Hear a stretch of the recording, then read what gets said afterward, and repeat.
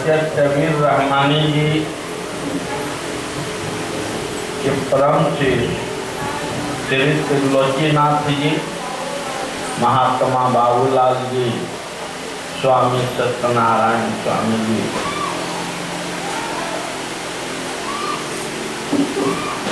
पंडाल में बैठे हुए धर्म प्रेमियों, भक्ति रूपी माताएं, सत्य रूपी बहनों, बच्चों तथा बच्चियों, आज हम सभी रक्षाबंधन के उपलक्ष्य में प्रोग्राम कर रहे हैं। यह रक्षाबंधन के उपलक्ष्य में जो भाग्य ज्योति दरबार जाउर सोसाइटी नूरानी महफिले दरबार में प्रोग्राम क्यों रखा गया? यह भाग्य ज्योति दरबार तत्वदर्शी भजत कबीर रहमानी जी के माध्यम से सावन पूर्णिमा, रक्षाबंधन 1968 में यह संस्था का प्रचार प्रसार शुरू हुआ। उस समय जब नामाचरण की बात आया तो रहमानी बाबा के साथ 4-5 महात्मा थे। श्री लव कुमार गुप्ता जी, सत्यनारायण स्वामी जी, श्री त्रिलोकीनाथ स्वामी और महात्मा बाबूलाल जी महाराज, ये चारों के बीच में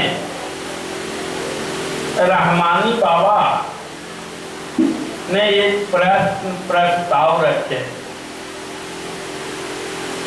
कि आप सभी ईश्वर की प्राप्ति तो कर रहे हैं, लेकिन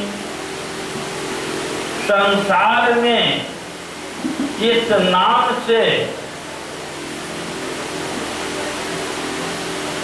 किस नाम से जाना जाएगा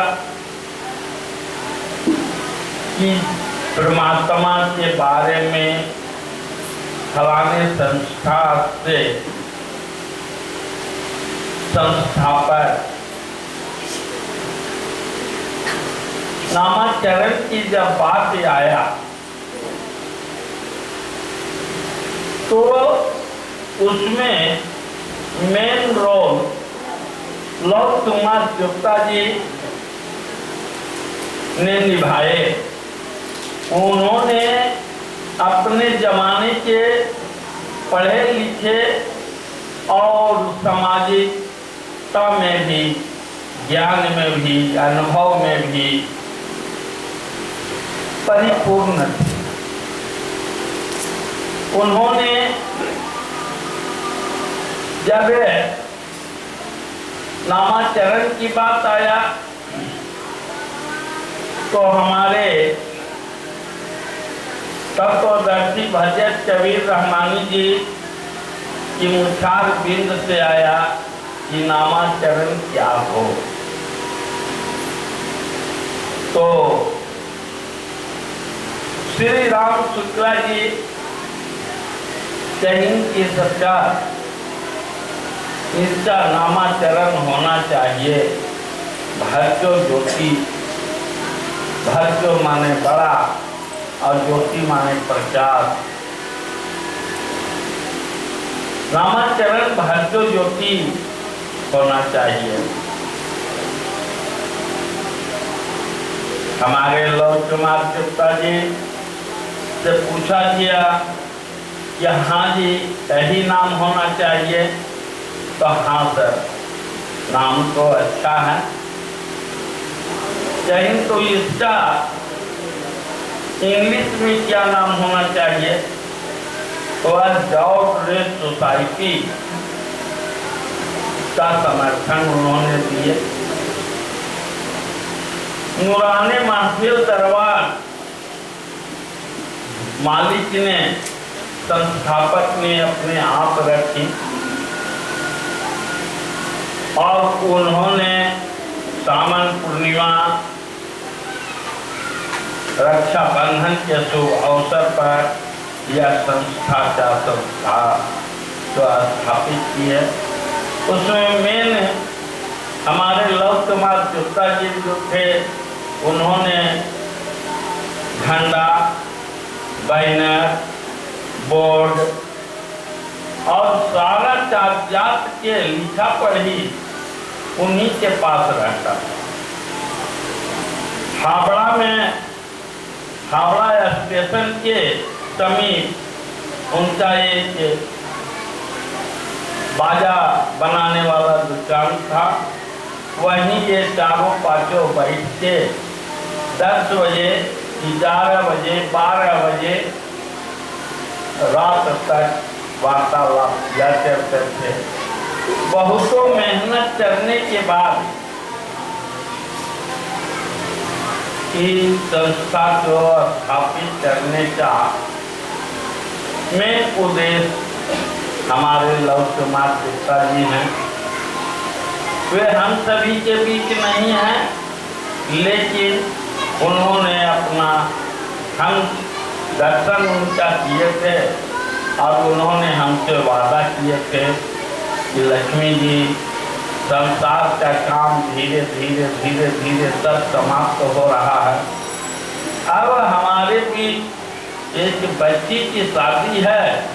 बच्ची की शादी कर लेने के बाद मैं आजीवन संस्था का ही चार्ज करने के लिए हूँ और करेंगे, लेकिन परमात्मा की मर्जी न बन पाई और हम सभी के बीच उन्होंने नहीं आ पाए। किसी भी उन्होंने अपना जीव शरीर से हम उड़ गया और उनका पार्थिव शरीर जो हम सभी का दर्शन न हो पाया। आज उन्हीं के बड़े सुपुत्र हम सभी के बीच पधारे हुए हैं और मैं उनसे आशा नहीं, पूर्ण विश्वास के साथ यकीन करता हूँ, विश्वास रखता हूँ कि वे भी अपने पिताजी का झंडा हाथ में लेकर और हम सभी के साथ दुख सुख के साथ वे भी चलेंगे। बोलिए श्री सद्गुरुदेव महाराज की। अब हम सभी के बीच शुक्ला जी भी नहीं थे, सत्यनारायण जी भी नहीं है। हमारे बीच श्री त्रिलोकीनाथ जी, महात्मा बाबूलाल जी सशरीर में हैं, लेकिन महात्मा बाबूलाल जी पारिवारिक बंधन में, सोच संपर्क परिवार में वो अपने निज स्थान गया में हूँ रह गए और त्रिलोकी बाबा अभी पूना में हैं। वे अभी पूना में हैं। उन्हीं के आदेशानुसार यह कार्य चल रहा, लेकिन संत महात्मा कहते हैं कि आशा बासा संत का ब्रह्म लखे नहीं भेद, हस्त दर्शन छटपे करे बिरला पावे। एक शब्द गुरुदेव के ताचो अनंत विचार, थके ऋषि मुनि पंडित वेद न पावे पार। जो यह शब्द विचार के धरे उर्मे अति धीर, गुरु चले गंभीर मिटे सचर तन की। धर्म प्रेमियों, आज यह संसार में या भारतवर्ष में जितने भी ऋषि मुनि पीर पैगंबर सभी का आश्रय भारत में हुआ और हम लोग बहुत भाग्यशाली हैं जो भारत के धरती पर जन्म लिए हैं। सभी संतों के बातों को सुनने पर यह अनुभव प्राप्त होता है कि हमें भी जरूर कर लेना चाहिए। हमारे पूर्वजों ने यह कल्पना या कथा माने कहते थे कि बिन गुरु के मुक्ति नहीं होता। इस उद्देश्य से हम सभी के बीच जितने भी संस्था चल रहे हैं सभी संस्था का एक ही उद्देश्य है कि परमात्मा की प्राप्ति हो। आप आत्मा और परमात्मा के संबंध में बतलाने वाले जो कहलाते हैं। इस धरा धरती पे जब 7 तरह के गुरु होते हैं। पहला गुरु माता पिता जो हमें जन्म दिया। दूसरा गुरु जो हमारे नामाकरण किए। तीसरा गुरु जो हमारे नख चढ़लाती है वे भी माया के जाल में जो हम लपटाए थे उसे छोड़ा कर स्वच्छ किया। चौथा गुरु जो हमारा विद्या का माने ऑब्जेक्ट कराया। पांचवा गुरु जो हमें कर्म क्षेत्र में काम करने के लिए सिखाया। और छठा गुरु जो आरा बलिया छपरा से जो आते थे कि चावल लिया दाल लिया और लिया पैसा चांद पचर के मंत्र दिया बैल बनवैया भैंसा। जो साल में एक बार आते हैं और आपके सारा परिश्रम की कमाई लेकर वे आपको जाते हैं। लेकिन सातवां गुरु जो होता है वो आत्मा और परमात्मा के संबंध को जोड़ता है। जब आत्मा या परमात्मा के संबंध को जोड़ेगा तब आपकी मुक्ति होगी। उन्होंने 7 शब्दों में कही है कि एक नाम जपो। नाम जपो जिस नाम को गुरु बतला दिए हैं उस नाम को जपो। जपना क्या है तो 5 मिनट सुबह और 5 मिनट शाम बैठ कर उस परमात्मा के नाम को जपना।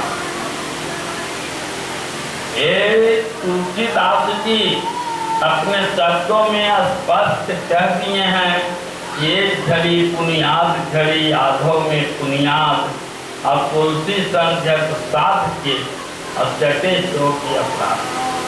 एक घड़ी 45 मिनट का होता है। आधा घड़ी 22.5 मिनट का होता है। उससे आधा 11.25 मिनट।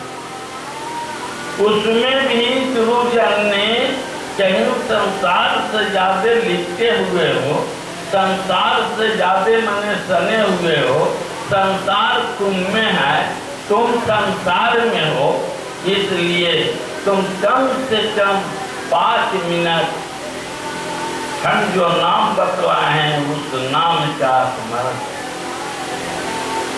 उससे क्या होता है कि चरत चरत अभ्यास जलमत होत सुजान रसरी यावत जात है दिल पर परत निशान।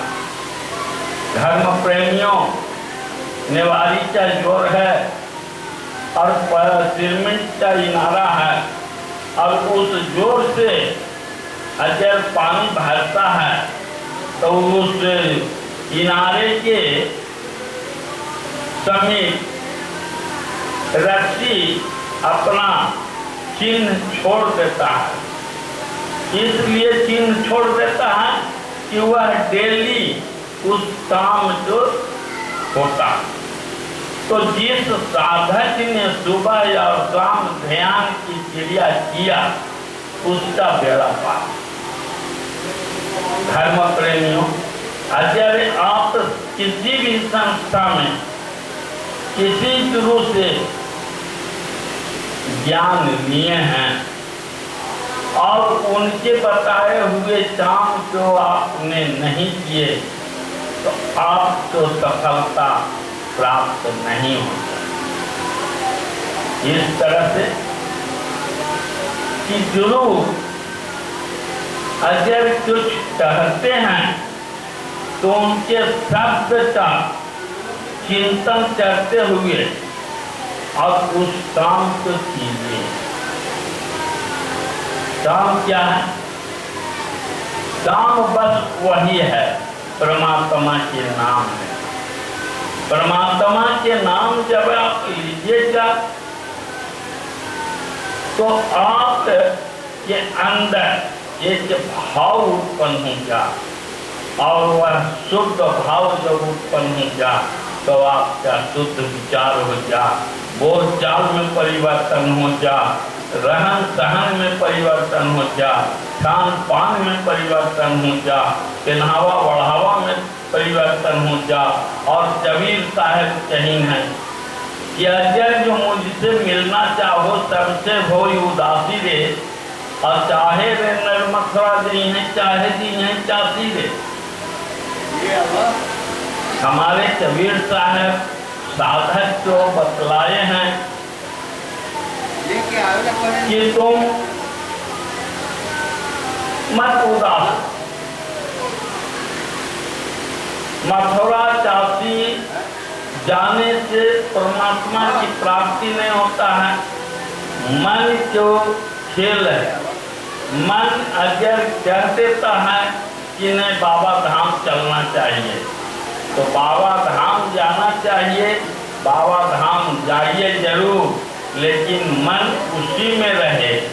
यह नहीं कि हम सारा काम संसार छोड़कर और हम बाबा धाम से चलें। हमारे घर में माता पिता हैं, परिवार हैं, सभी के शांति से समझा के अपने आप में शांत होकर तब हम बाबा धाम के लिए प्रस्थान करें। लेकिन अभी का मोमेंट और समय ऐसा है कि आदमी झुंड ज़्यादा पसंद करता है, झुंड में जाना पसंद करता है, मनोरंजन के ख्याल से जाता है, धर्म करने नहीं। धर्म उस वस्तु के नाम है कि धर्म धारण करने का चीज है, धर्म दिखाने का चीज नहीं है। बाबा धाम जाने के मतलब है कि वह वस्त्र सिर्फ पहन लेता है और जब लनी कंधे पर कामर रहता है तब लनी वह हमेशा परमात्मा में लय रहता है, और जब चामर पानी ढाल देता है उसके बाद वह संसार के वातावरण में लिप्त हो जाता है और घर जाता है तो उसका कोई विचार, रास्ते वाला विचार नहीं रहता है।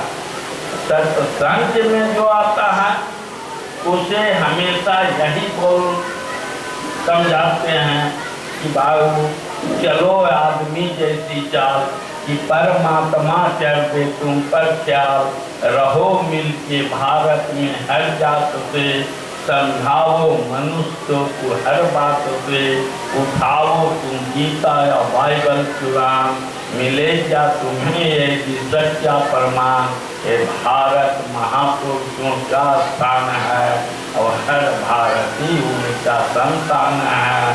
तो सीने में चक्र सुदर्शन चले, सभी देवी देवता के दर्शन मिले, हृदय के दाएं धर्मराज है, हृदय के बाएं यमराज है, बीच में बास करे आत्मा, वही तेरा है परमात्मा।